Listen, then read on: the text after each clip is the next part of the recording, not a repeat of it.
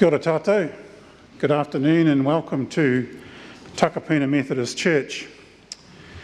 And it's on behalf of the family that I would like to thank you for coming to share with us this afternoon as we remember, honour and celebrate the life of Jennifer Ann Hines, Jenny or Jen, a loving, caring mother and grandmother who had committed herself to the life of this faith community for many, many years. Jenny was actively involved in many aspects of church right up until the time she died. She was a very generous, compassionate person, especially when it came to the younger members of the parish. We also welcome those who are joining us online. And may we bring to mind those who would like to be here with us in person, but were unable to make it for one reason or another. Jenny died on the 23rd of September 2021, and a family service was held at Dills Chapel on Thursday the 30th of September. So it is on this day, today, that we gather for what is often called a memorial service. But I think the phrase a celebration of Jenny's life is far more appropriate. You have come because you are family, close family or extended family, or because you are friends, old, long, trusted friends, or newer friends, or because you knew Jenny through other connections in her life. In one way or another, her death has affected us all. As we come together in this time of remembrance and celebration, we will share our memories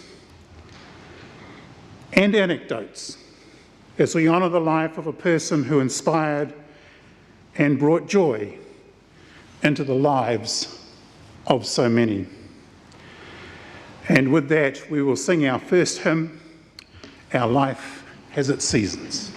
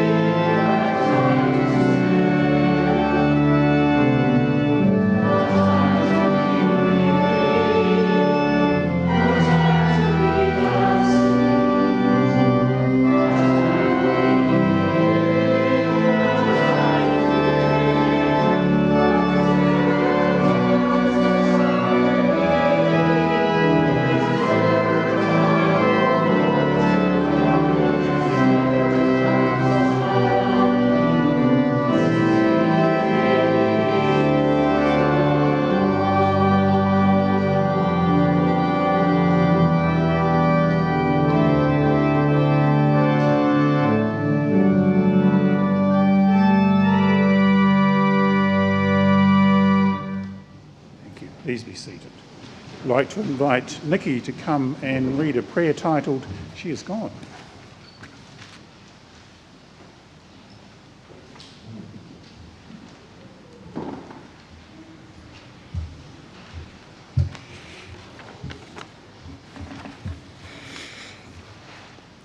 You can shed tears that she is gone, or you can smile because she has lived.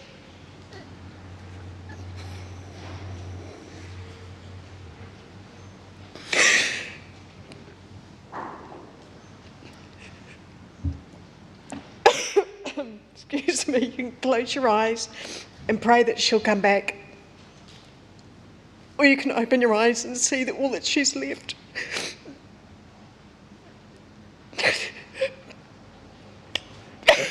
Didn't think I'd be this pathetic. Your heart can be empty because you can't see her, or you can be full of the love that you shared. You can turn your back on tomorrow and live yesterday, or you can be happy for tomorrow because of yesterday.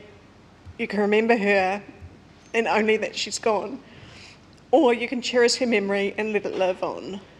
You can cry and close your mind, be empty and turn your back, or you can do what she'd want, smile, open your eyes, love and go on.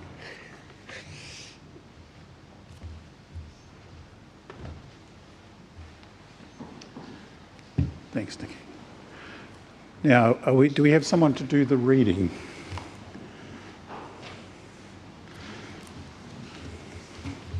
Right, thank you.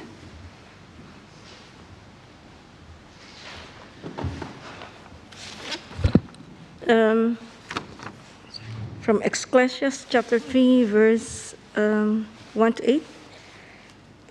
For everything there's a season, a time for every activity under heaven, a time to be born and a time to die, a time to plant and a time to harvest, a time to embrace and a time to turn away, a time to be quiet and a time to speak, a time to keep and a time to throw away, a time to cry and a time to laugh, a time to grieve and a time to dance.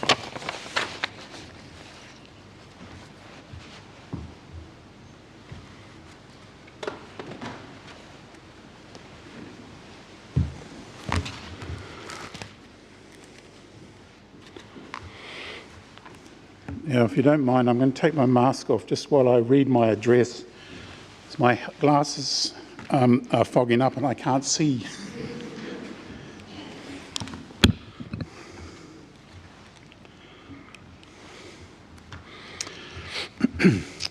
I've known Jenny for about 8 years, and during the time I've been here, she's looked after the creche and she was a member of the Worship and Education Committee. Jenny often expressed what she was thinking, a very open and honest person who had a unique perspective on life, which I found very refreshing. In her inimitable way, she always let me know what she agreed with and what she didn't agree with. Jenny was also a very caring and compassionate person with a heart of gold.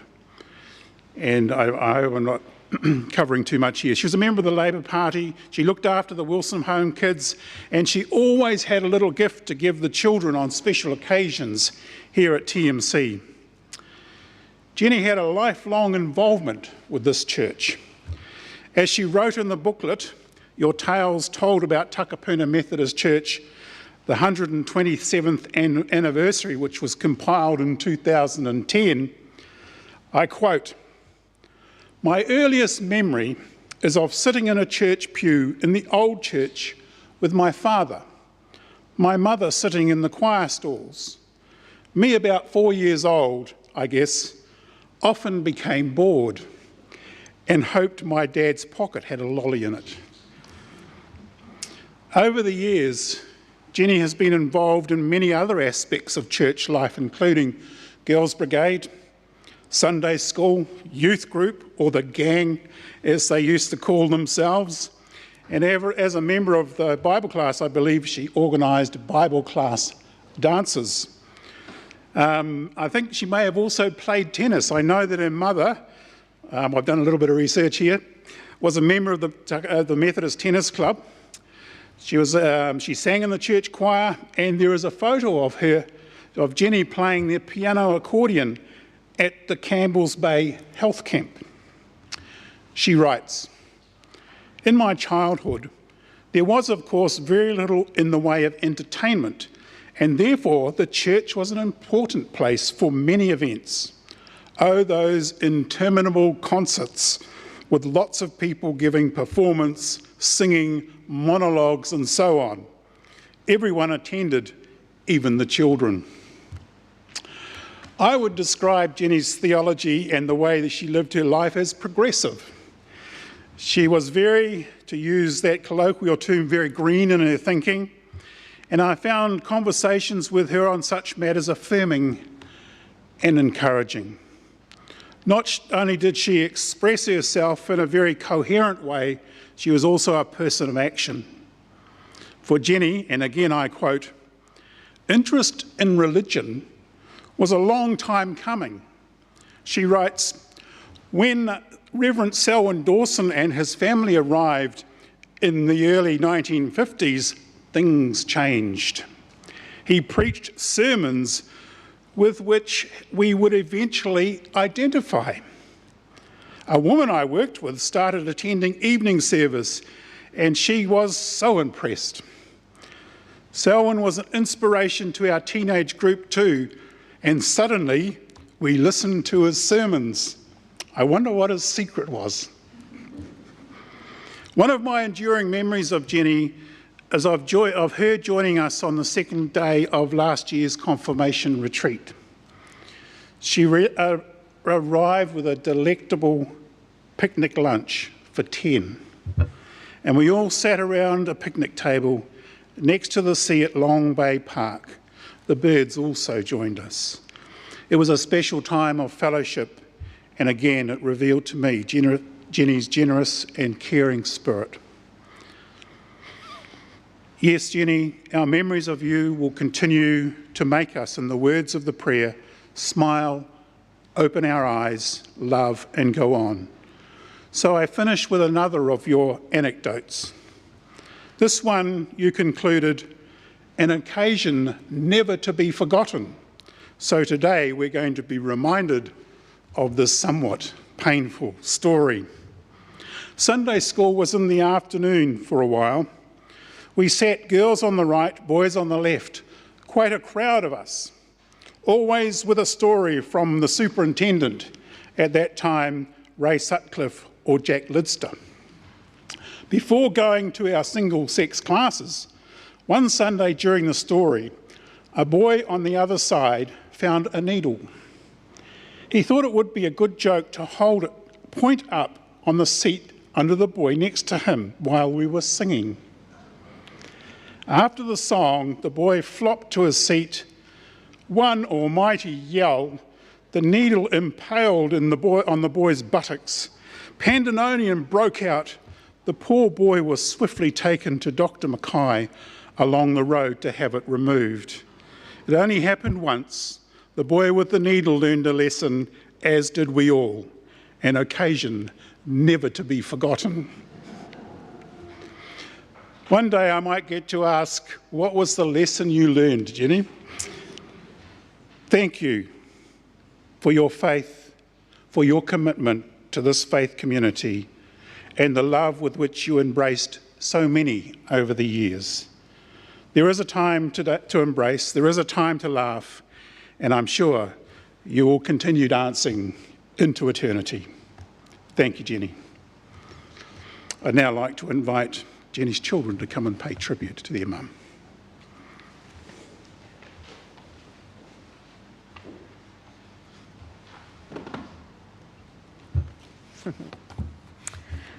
Take my glasses off. Thank you so much, everybody, for coming. And I know I've talked to quite a few people today and yesterday who said, oh, you know, we've ended up sick and so on. And there's people around England, Wales, Australia, and all around New Zealand. So thank you all for watching and being here. I thought I'll just give you a little bit of background from Mum's life from when she was, early years, pre being a mum. She grew up in Jutland Road, just down there in Takapuna, and her grandparents and great-grandparents had come over from Burnley in Lancashire and settled in Grey Lynn, but they moved into Jutland Road when Mum's parents got married in 1925. They built a house at number 28 and they lived there their whole lives. After they'd moved in, a lot of cousins also moved in, some who are here today.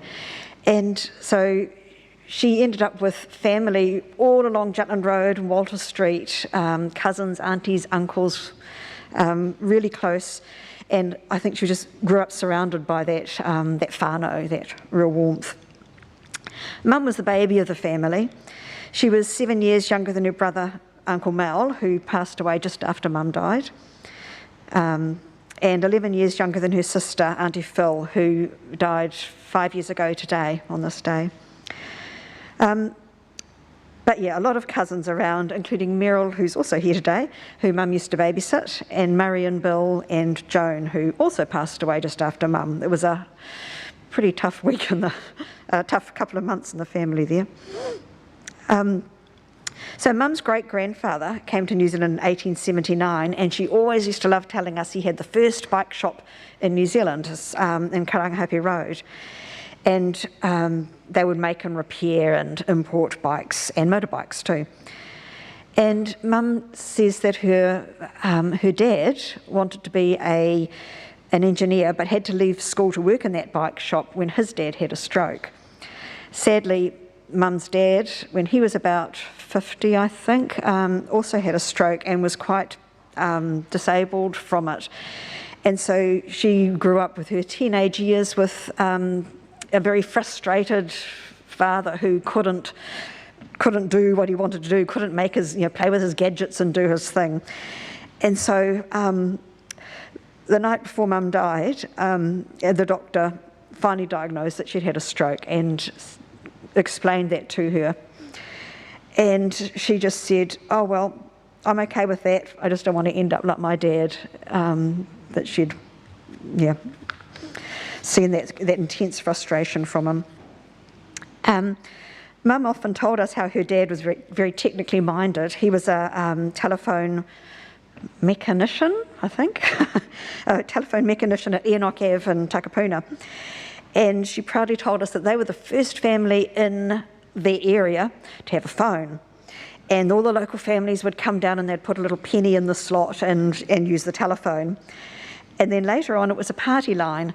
And she and Josephine, who was her best friend and neighbour at the time, would sit in and listen in on the party line. And they'd listen and listen and listen until they got the giggles with something that was being said. And then somebody would say, would you please get off? This is a private conversation. Her great-uncle Fred had 12 acres in Oratia, and Mum had lots of fond memories of going and spending time there. She'd be building dams in the creek, watching the cows be milked, churning the butter with the butter churn.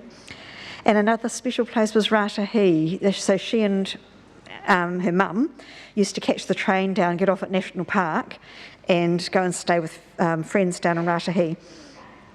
Rangitoto was a very, very special place for Mum too. So Renee Nash was a family friend, and she had a batch there, like where she lived full time. And Mum would stay there in the holidays. I think Uncle Mel and Auntie Phil would also stay there. And during the polio epidemic, Mum stayed over there with just Renee and her for, I think, 3 or 4 months when it was, quarantine time, and loved it. She went fishing with Renee. She went searching for treasure after all the storms, and yes, maybe Hannah and I think might have sparked her passion for garage sales, finding all this cheap, free stuff. Livy and I went to Rangitoto with Mum last year, and we found there's a plaque where Renee Nash's batch was, and we explored around where she used to play as a kid and so on. Mum attended Takapuna Primary School and Takapuna Grammar School.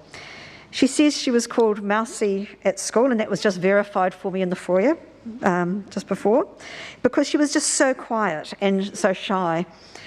her mum took her to dancing as a preschooler because the doctor said she needed to increase her confidence, so she needed to go, it was like doctor's prescription, the green prescription, to learn dance. And she tells the story of when they did the dance show at His Majesty's Theatre.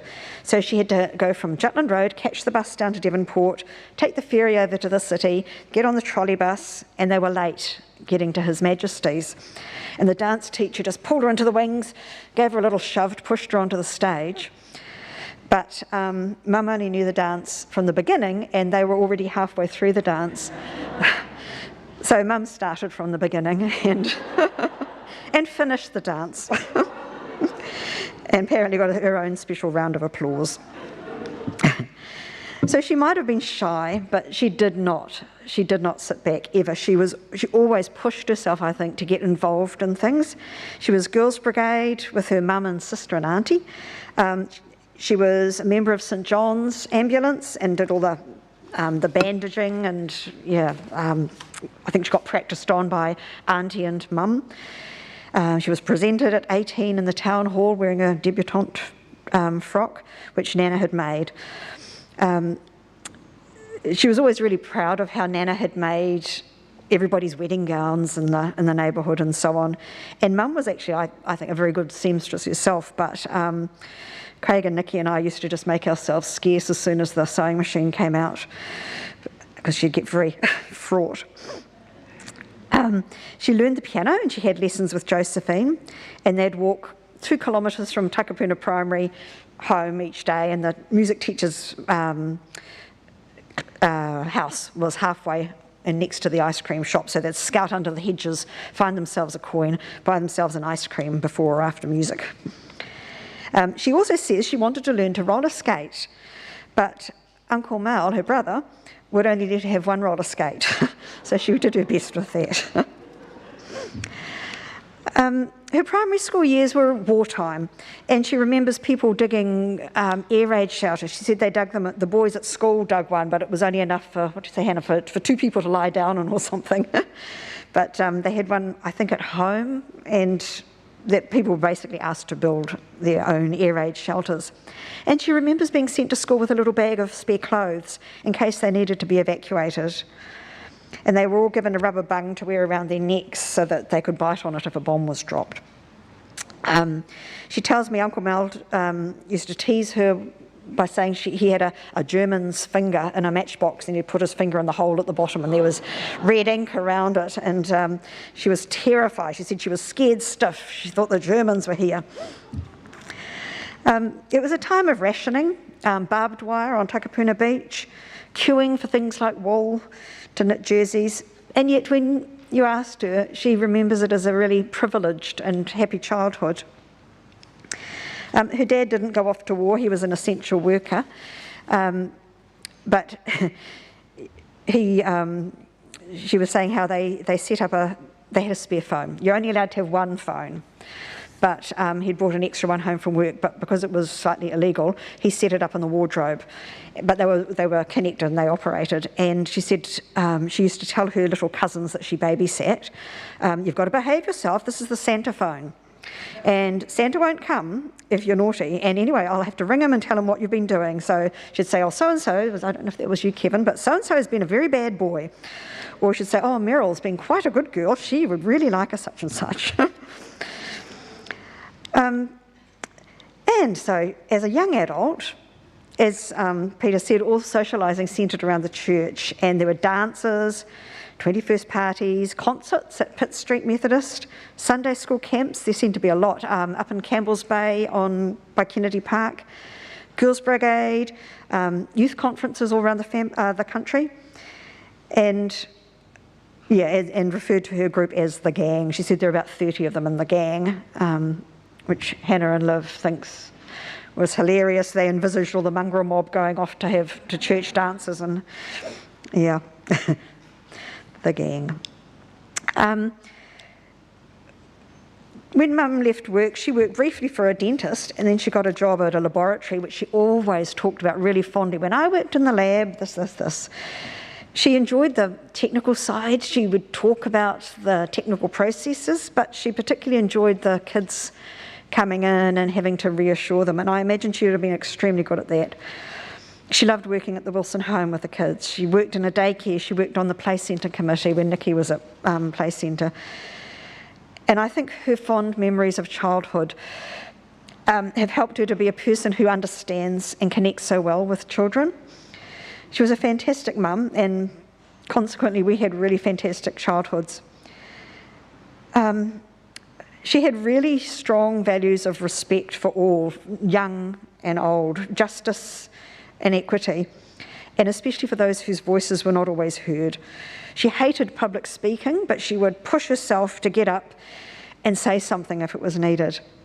So, Mum, I just want to thank you for the love and care you showed us, but also for the strength of your convictions and the values you taught us, which are part of us as well, always.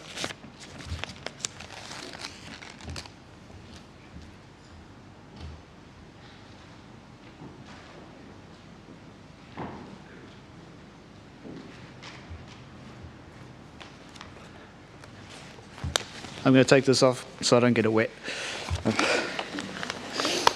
Thank you, Karen. It's kind of ironic that you find out more about people after they've died already, but it's good to. They were different days, weren't they? So whatever you called Jen, Jennifer, Fran, Auntie, only a select few of us could call her Mum. It was a privilege. By the way, she used to call me Nick, Karen, Candy, Bing, Craig, and that was me after the dog and the cat as well, by the way. You can call me Craig. So Karen mentioned about the mousie, and that was, some people might not realise that. Well, she was quite shy, but I was very inspired by how she would overcome that, and you wouldn't really know it about her, but she could talk to anybody, and she'd speak her mind to everybody. So she even stopped the car one day when in Whitby, Wellington, stopped in the middle of the road, and there was a dog who was walking stray in the street. And she went down the window, stopped in the middle of the road and says, "What are you doing here? You should be off in your home. There are people are worrying about you." And this, I said, "Mum, drive on." And the dog looked at her as if to say, "Hey, lady, I don't know what those words are. I'm a dog." Yeah, she'll speak to anybody and speak her mind, because nobody else will speak it for you. She cared for animals. We all know that. Our house is turning into a similar thing, but it's still not as bad as it used to be. We had dogs, we had cats, we had chickens, guinea pigs, rabbits, fish, budgies, mice, and a horse. I think it was about 22 animals we had at one stage, but she cared for them, and she taught us how to care for them. She cared. When I was 8, though, I had a pet mouse, Miffy, and Miffy one day got a little guest. Somehow this wild mouse managed to get into the cage with them, lift up the little glass and get in there, and I was so happy. I said, "Oh, I've got 2 mice, Mum, I've got 2 mice." But Mum said, "No, we don't want a wild mouse, they might have diseases." So her solution was to find the cat, take the pet mouse out to the feijoa tree and let him go in front of the cat, and boom, off went the mouse and off went the cat, and I didn't see the end of it. She didn't care about wild mice. But she taught me to be practical about life and practical about death as well. Even her sister Phil, on her deathbed, she's not responding anymore. Mum was there, and I joined her at one stage. Mum said, I hope she's gone by Thursday because I've got plans next week. It wasn't that she didn't love her. She's practical even in death, and so in a way she's helping me to cope with her own death and celebrate her life. So Karen mentioned about how she didn't want to be like her dad, so long, paralysed down the side, not being able to really communicate properly. She didn't want to keep on going in that sort of state, and so she got what she wanted, I think. She cared for family. She cared for workmates. Not just her own workmates. At my work, a couple of weeks ago, she would always stop in on her way to see a friend in Orewa. I was in Albany, and she would bring things for the kids, or just gossip or anything. And cheeky Jonathan one day said when she walked in, "Where's the muffins?" So next week she brought muffins, and the week after, and cakes and biscuits.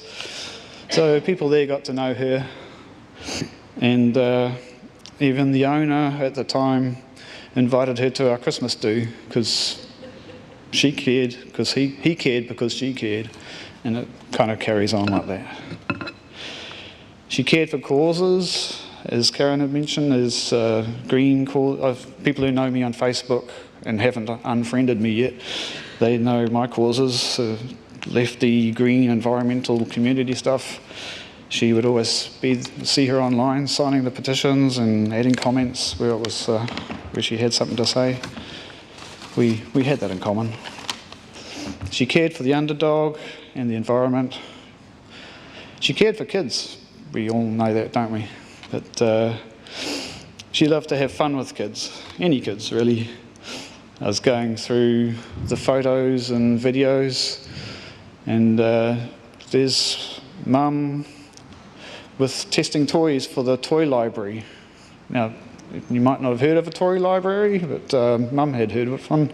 She would test toys. She even had the videos of poor little Harry the poodle getting put into a little plastic truck, and he really didn't want to be in that. Then I was going through other older ones before my time, when Karen was a baby, and there's Mum with Karen's trike in high heels on the grass, scooting along behind this trike, and I just had to think that she'd never really changed. She was just a little kid at heart. She loved kids, and I like to think that's something I got from her. Kids are new, kids are fresh, and everything is a new and interesting experience. And they are bluntly honest. Now, it takes a lot of guidance from adults to stop kids from being so honest. But I think Mum always had that still. Now, a lot of people know about Sunday school, Mum's contribution, even me. Didn't quite take, but she took me for a couple of years in the pre-teen years. But she never really held it against me, I think she was disappointed that I wasn't a believer, but she never really held it against me. She always treated me always the same. And that's why I think she cared for kids as they became teenagers, and she cared for freedom of speech, self-expression and identity. She noticed people when others might just walk on by. Now, I can take off these rose-coloured glasses if you like, and tell you that she was also a little bit annoying sometimes. You know, yeah. If you had something embarrassing or personal that you thought you could tell the rest of the family, but you couldn't make yourself do it, it's all right, just tell Mum. You should tell everybody else quietly. She'd say, "I'm not sure if I should tell you this, but don't tell such and such that I told you this, but I don't know who's going to fill that void." But maybe everybody here could tell a random stranger something embarrassing and personal about themselves, and then you'll be keeping up for old time's sake. She cared for those in strife, and she wanted to make sure that other people cared for them too. Little annoying, but always honest. And it was this honesty from her and others who cared that helped me through one of the toughest times of my life. And you have to find your own honesty within yourself, or it'll just basically eat you up from the inside. So that's something she gave me too. Because she cared, of course. So there she is, but it's just a bunch of ashes there. It's not her character, it's not her thoughts, it's not her emotions, her memories. Those all vaporized, diffused, dispersed, reused, even recycled, you could say, as the world takes everything back. Scientists talk of quantum entanglement, boring science stuff, sorry. Particles that stay linked after being separated by a distance. Now, I don't know if that happens with Mum's particles, but as long as all these people here remember her, love what was her, celebrate what she celebrated, and care, then they're entangled with Mum. Take care. Thank you.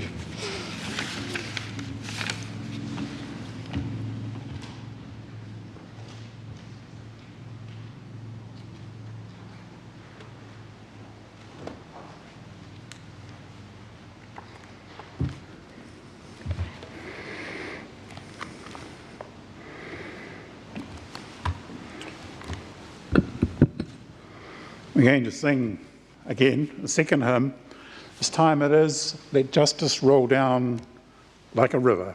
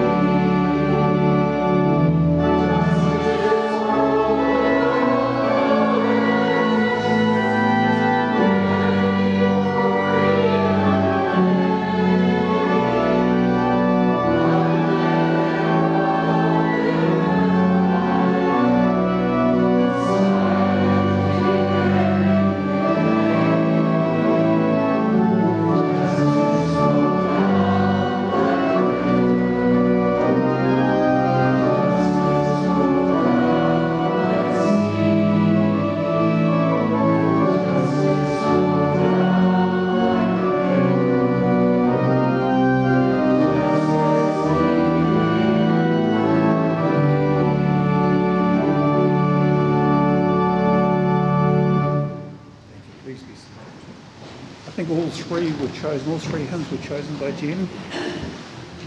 Yeah. All three hymns were chosen by Jen. Yeah. We're going to have reflections now from Jen's grandchildren.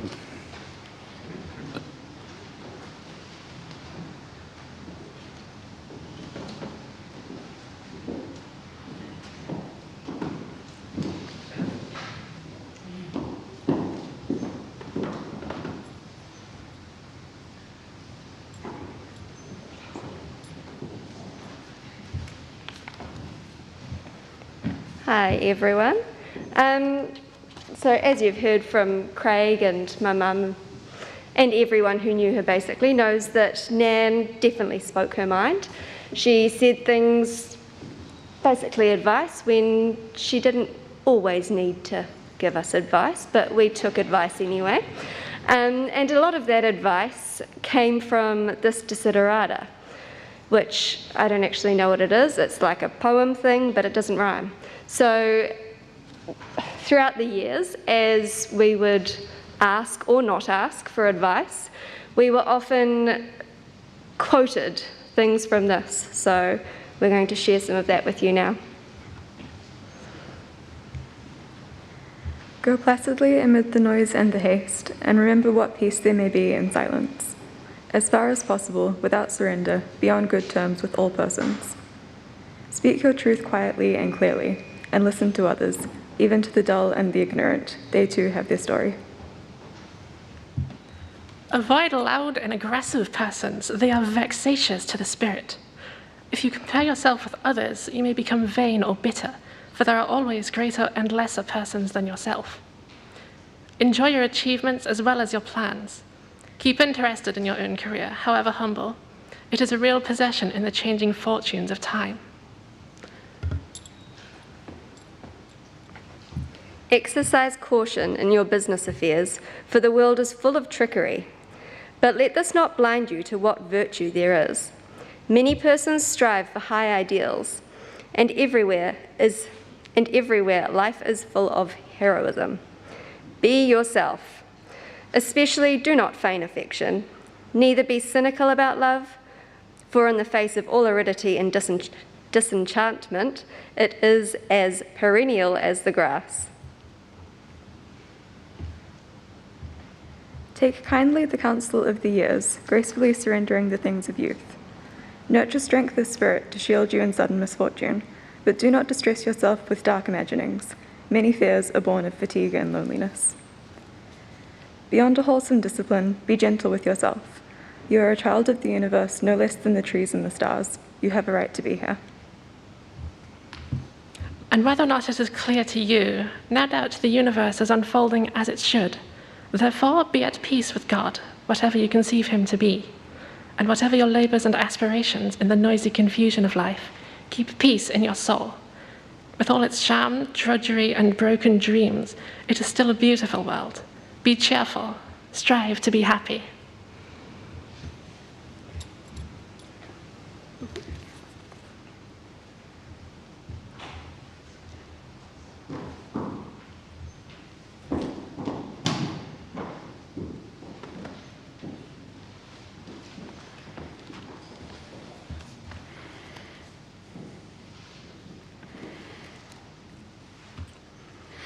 We're now going to watch a slideshow of Jenny's life, and that will be followed, and we will open it up for those who would like, friends, other family members who would like to pay tribute.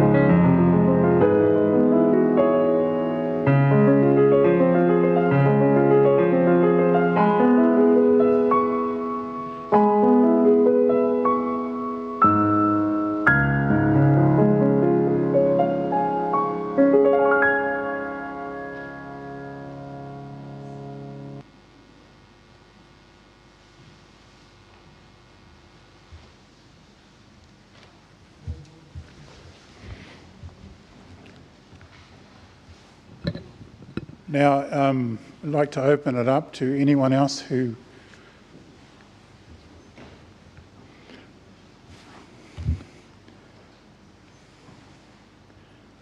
pay tribute. I'm going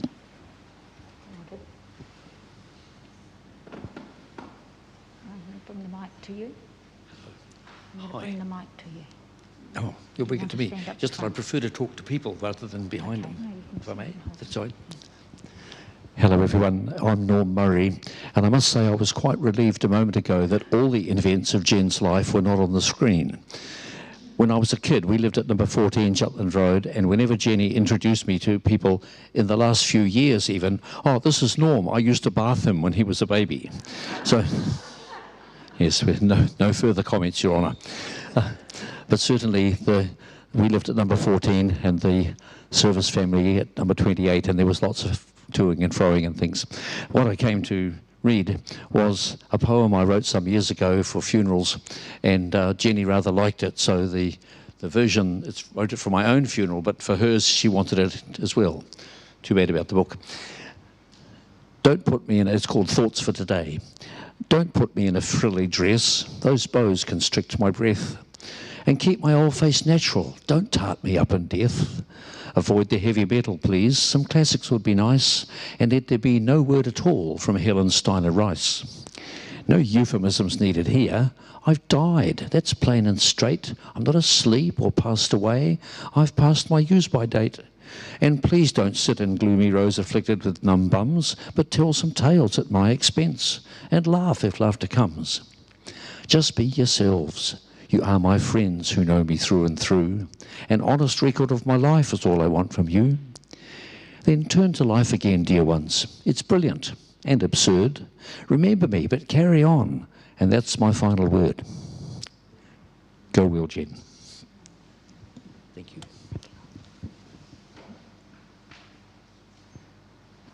I'm come to offer you the microphone as you would like it.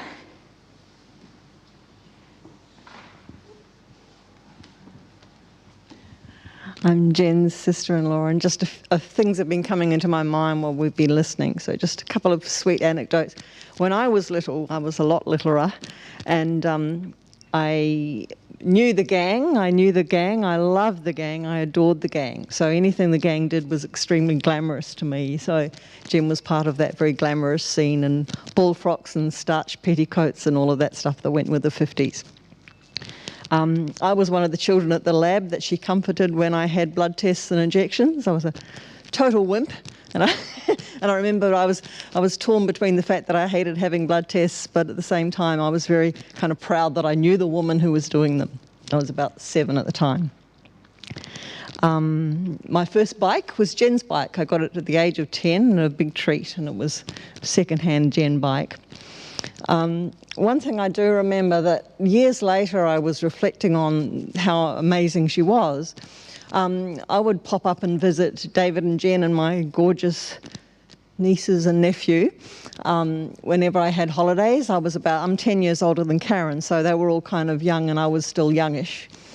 And one time I was going through a really hard time in my life, and I sort of just went straight up there and stayed with them. I don't know how or why those kind of things happened. I just showed up, and I was quite badly depressed. And I remember reading hiding in a room. They must have just left me alone a lot. And I read all this long rows of Mills and Boon books that presumably were Jen's and not David's. And it was probably forbidden literature in my house, because we sort of had Paul Tillich and Dag Hammarskjöld and various Christian mystics. So it was a wonderful thing to be reading Mills and Boon when I was so depressed. And a more recent one was a few years ago with Olivia. Karen was singing in choir, and we went along to listen to Christmas carol service. And to my amazement, because I had not seen this side of Jen turned out to be completely uninhibited in a crowd of carol singers and was loudly singing all the harmonies and things, as was I. We were having a fine time, and poor Olivia, she might forgive me one day, but she was very embarrassed. That's it. Thank you.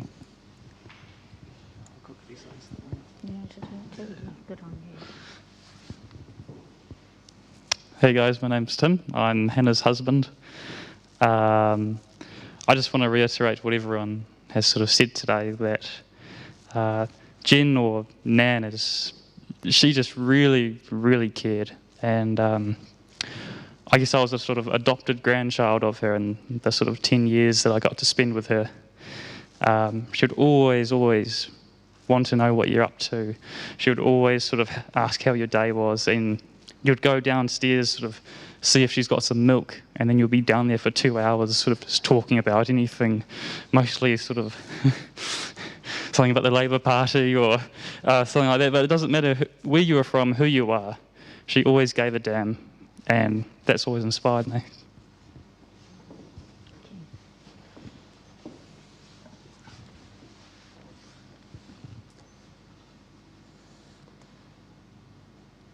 Pop your hand up if you'd like to, so that I can come to you. I'm at the back. I'm not going to walk at the front. I'll just No, that's fine. That's the idea. Hi everybody, that was Auntie Jen to me. She's not really my auntie, she was my great auntie, but I just called her Auntie Jen. That was what she was when I was little, and that's what she always will be. I haven't prepared anything, this is just completely on the spot, so forgive me if I get a bit tongue-tied. But I have a lot of memories of Auntie Jen when we were kids. She would always come to our birthday parties, always, she was always there. She always gave the best presents. I always look forward to Auntie Jen's presents because it was always something really cool, or something she could play with me, or show me how to make, or I just thought, oh, how do you think of these neat presents to give me? It's always the thing that I wanted, and maybe it was Mum that told her what to get, I don't know, but it was always, a highlight for me. My other siblings, of course, would be here, but they're not. I don't think any, no, none of them. But yeah, I'd just like to say something on behalf of myself and my other siblings, that she was a really big, special part of our lives when we were kids, and she was always there for us. I'd just like to explain that wedding photo as well, the one that had the circle around it saying talking. Of course, it was a group photo of ours, and everybody's smiling, and of course Auntie Jen's talking to my husband's son, which I thought was quite amusing. I never found out what she was saying to him, but of course she would pick the youngest person at the whole event to start talking to right at that moment. So I need to find out what she was talking about, but I'm sure it was something, I don't know, something mischievous like Karen said, or something cheeky, but the look on her face is, probably explains that it was something along the lines of a joke or something. So, but yeah, that's what I'd like to say. I just thought I'd jump up and say something. Thank you.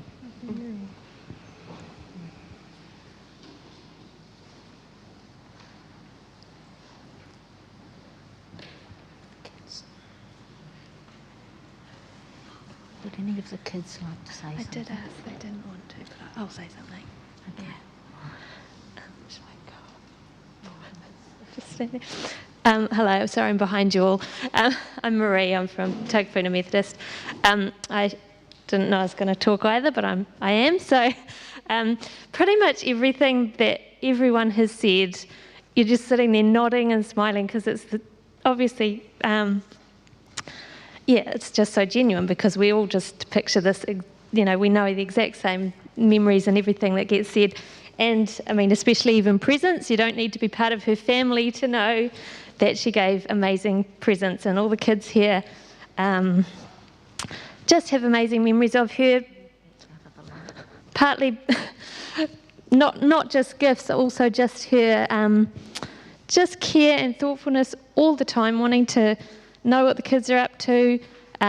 These cupboards here are absolutely packed with toys, all bought by Jenny, so that any children who visit the church have always got something fun to do, obviously from all her memories of not wanting them to have to sit in the pews and get sore bottoms, so they don't have to.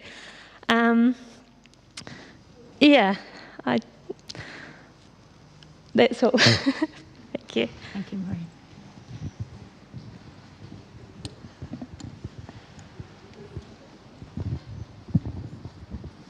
Hello, my name's Judith. Jen will be remembered by my family and my children and my late husband for the wonderful person she was. My husband was a banker, and at one stage in his life had to go to Wellington every week for weeks on end during the week. And I worked as a nurse and I had to do night shift.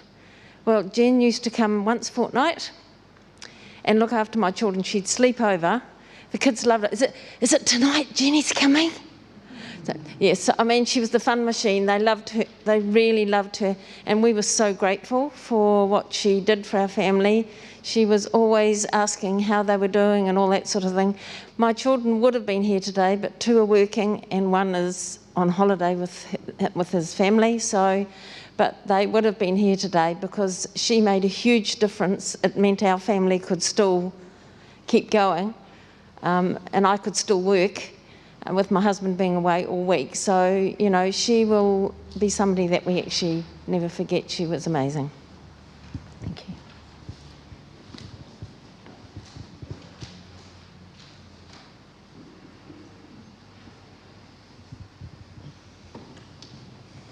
Hi, my name is Meryl, a cousin of Jen's.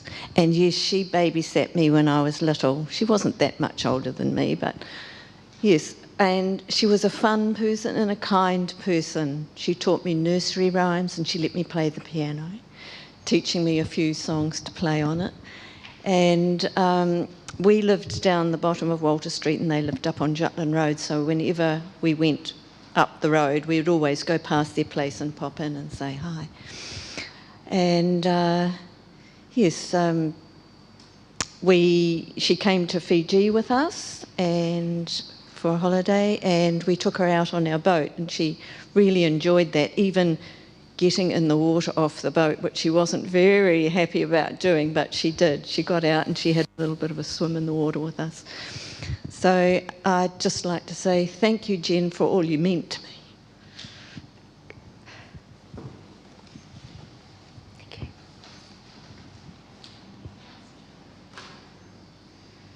Is there anyone else who would like to? Yep, there is.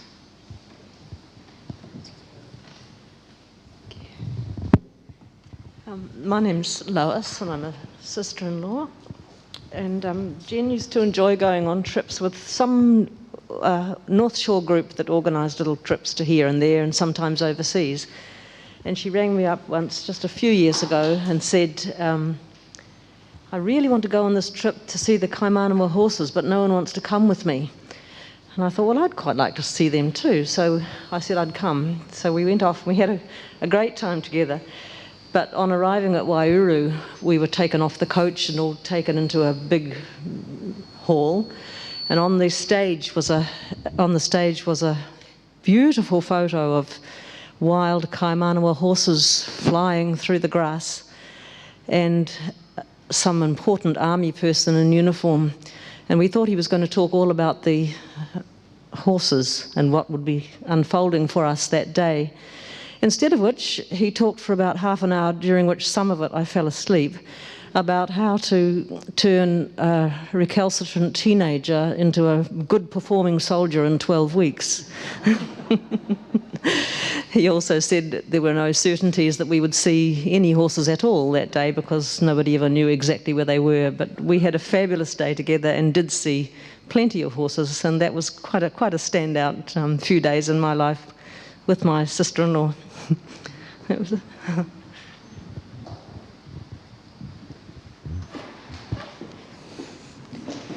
Just in case anyone else is getting their thoughts together, may I also speak briefly to acknowledge that today I want to represent 3 generations of my family who through this faith community knew Jen over the last 30 or so years.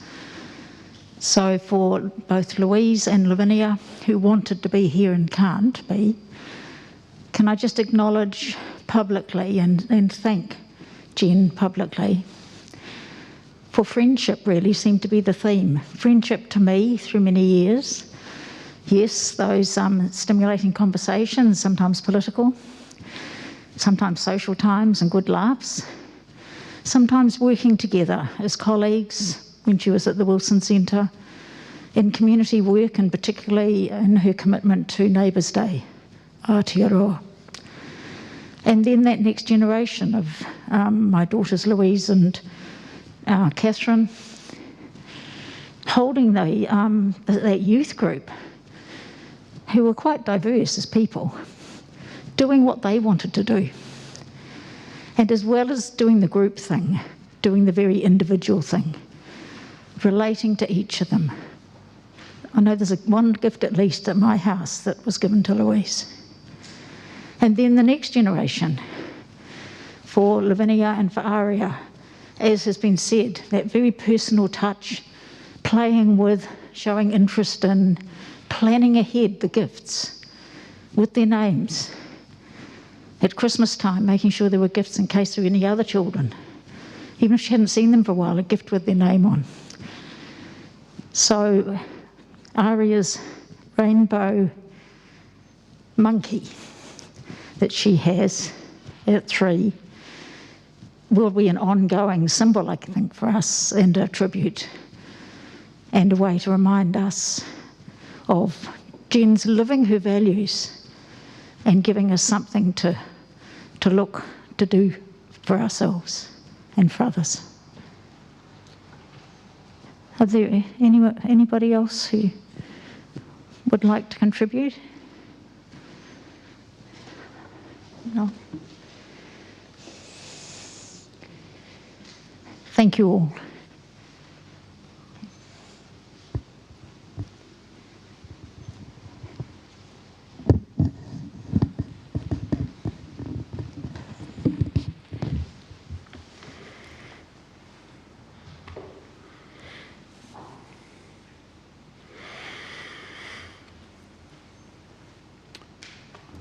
I think because of the images, the photos that we've seen, a wonderful slideshow of Jen's life and the words that have been spoken, it has been a celebration of her life. And now I'd like to pray and give thanks. We give thanks for the life of Jenny. We remember the person she was, even though each of us has known only a part of her life. In all our shared experiences, in all the things she cherished, in her words and in her ways, she lives on for us. We bring to mind those who will miss her most. We recognise their feelings of loss and grief. We wish for them thankfulness, courage, acceptance, and peace. So as we say farewell to Jenny, let us find support in each other. Through that support, let us discover purpose and a sense of well-being, even in the face of death. For we believe life is to be treasured. From the beginning of life, through its transitions to its end, we experience a flow that is both profound and sacred. And to that, I think we have to say, Amen. Our third hymn, our final hymn, is Nothing is Lost on the Breath of God.